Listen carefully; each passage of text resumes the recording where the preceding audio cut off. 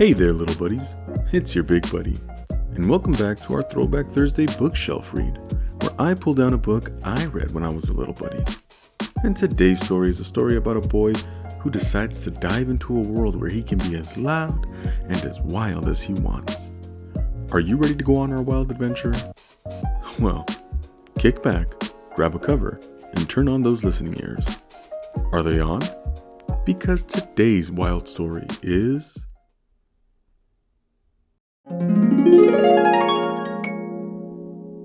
Where the Wild Things Are. Written and illustrated by Maurice Sendak. The night Max wore his wolf suit and made mischief of one kind and another, his mother called him Wild Thing, and Max said, "I'll eat you up." So he was sent to bed without eating anything.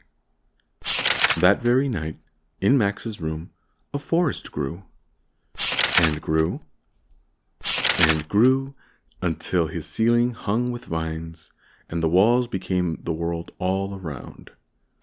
And an ocean tumbled by with a private boat for Max, and he sailed off through the night and day, and in and out of weeks, and almost over a year, to where the wild things are.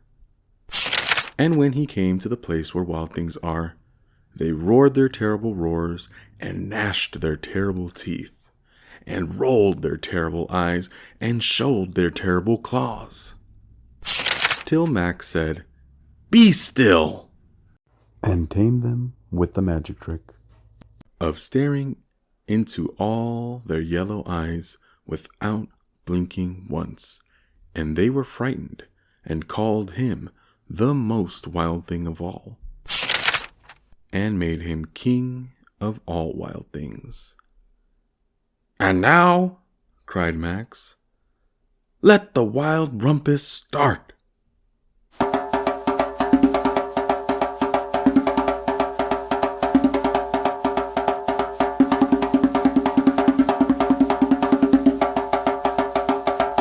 "Now stop," Max said, and sent the wild things off to bed without their supper. And Max, the king of all wild things, was lonely, and wanted to be where someone loved him best of all.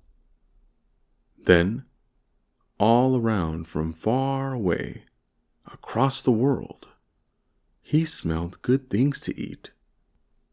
So he gave up being king of where the wild things are. But the wild things cried, "Oh, please, don't go! We'll eat you up! We love you so!" And Max said, "No!"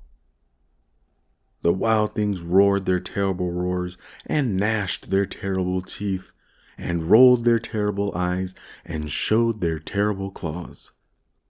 But Max stepped on to his private boat, and waved goodbye, and sailed back over a year, and in and out of weeks, and through a day, and into the night of his very own room, where he found his supper waiting for him, and it was still hot.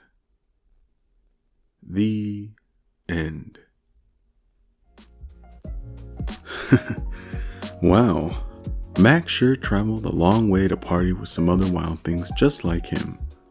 I'm sure his mother missed his wild stunts and laid out that delicious dinner to get her baby wild thing back home.